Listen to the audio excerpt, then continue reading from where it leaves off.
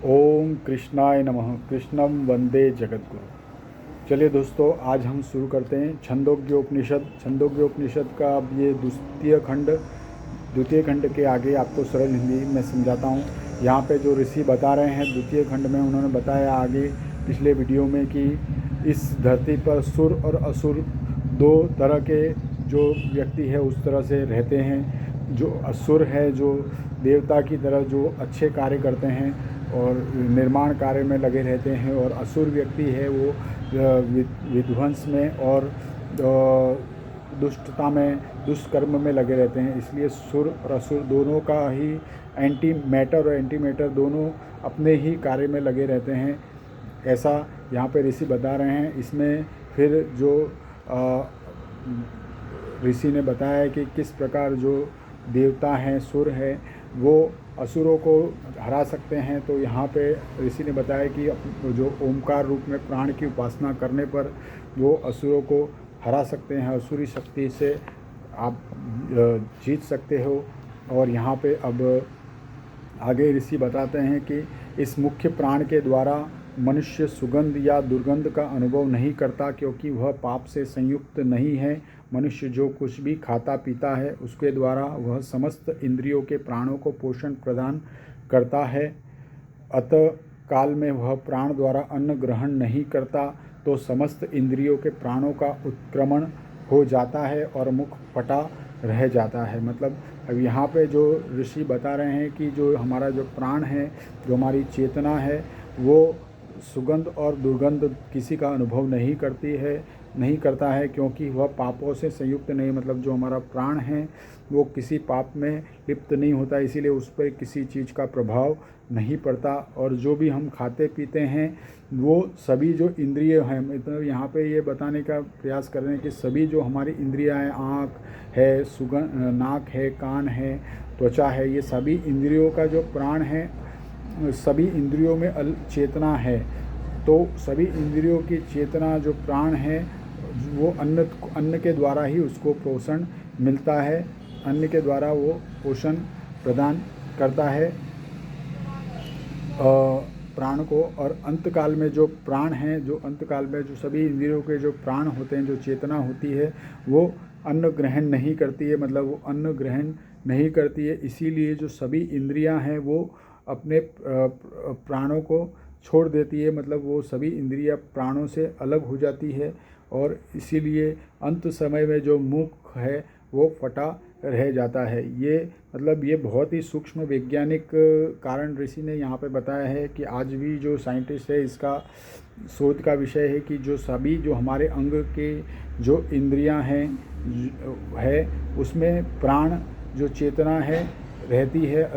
वो प्राण जो चेतना है वो हमारे अन्न के द्वारा उसका पोषण होता है, उस चेतना का अन्न के द्वारा पोषण होता है। पर जैसे ही मनुष्य का अंत समय आता है, जैसे वृद्ध होकर अंत समय में, तो वो प्राण जो होती है, जो चेतना है हमारे शरीर की, वो अन्न ग्रहण नहीं करती है।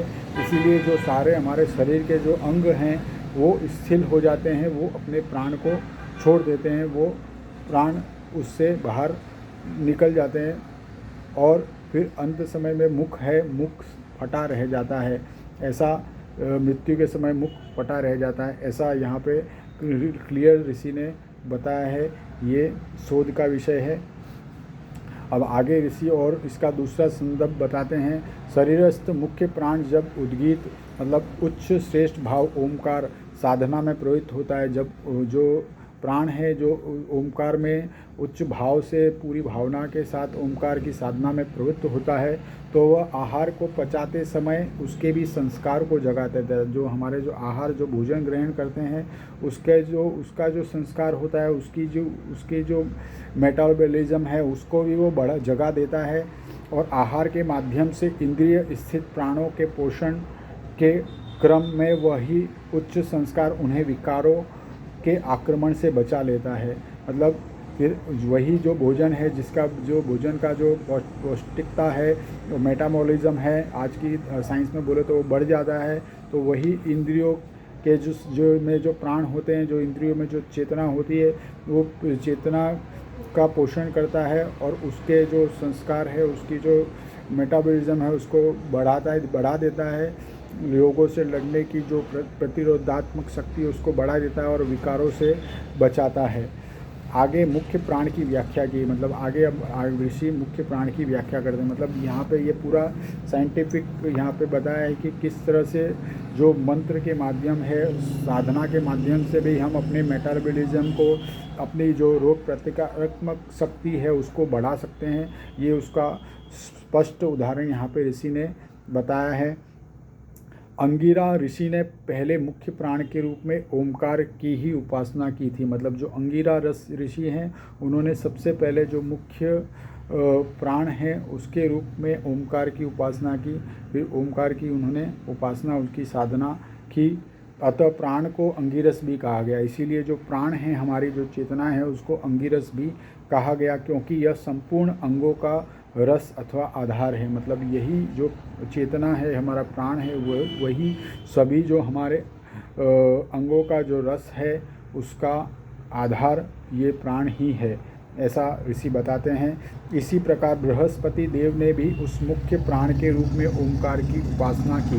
फिर बृहस्पति ऋषि ने भी ओमकार की उपासना की मुख्य प्राण के रूप में।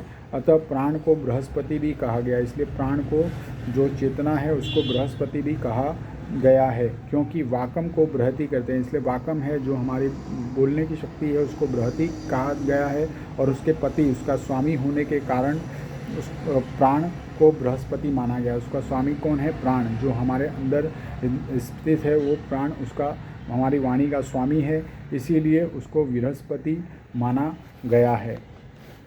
अयास्य ऋषि ने भी प्राण के रूप में ही उद्गीत की उपासना की थी। अब जो अयास्य ऋषि है उन्होंने भी प्राण के रूप में उद्गीत की, ओमकार की उपासना की थी। अतः मनुष्य इस प्राण को ही अयास्य मानते हैं। मतलब जो इस प्राण को ही इस अयास्य मानते हैं, क्योंकि यह प्राण आस्य अर्थात मुख से निष्क्रमण करता है। मतलब यह प्राण ही हमारा मुख से बाहर निकलता है, इसीलिए इसी को मुख से निष्क्रमण, मुख्य से ये प्राण बाहर निकलता है, इसीलिए इसको अयास्य भी मानते हैं। दल्भ ऋषि के पुत्र बक नामक ऋषि ने प्राण के रूप में उद्गीत अर्थात ओमकार की उपासना की।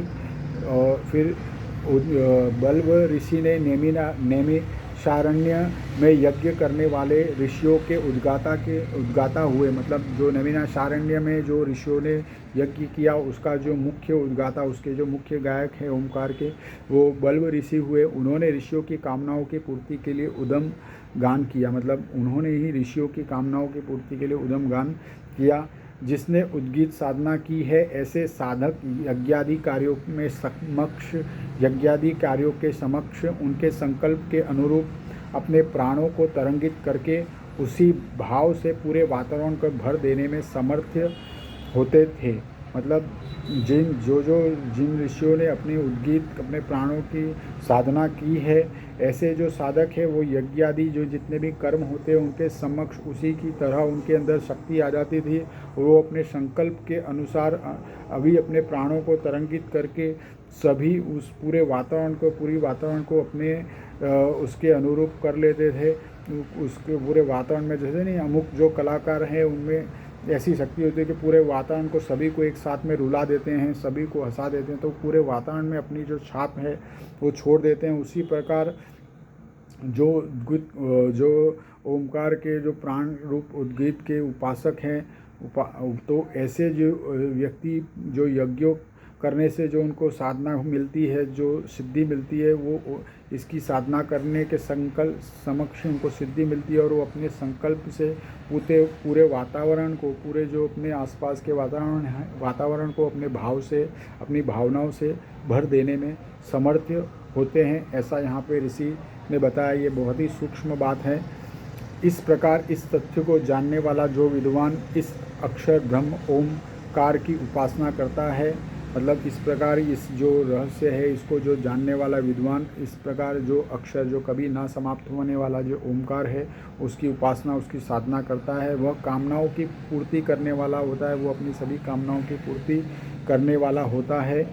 यह शरीर की आध्यात्मिक उपासना का वर्णन है। मतलब यह जो हमारा शरीर है उसकी जो आध्यात्मिक उपासना किस तरह की जाती है वो उसका वर्णन यहाँ पे ऋषि ने किया है।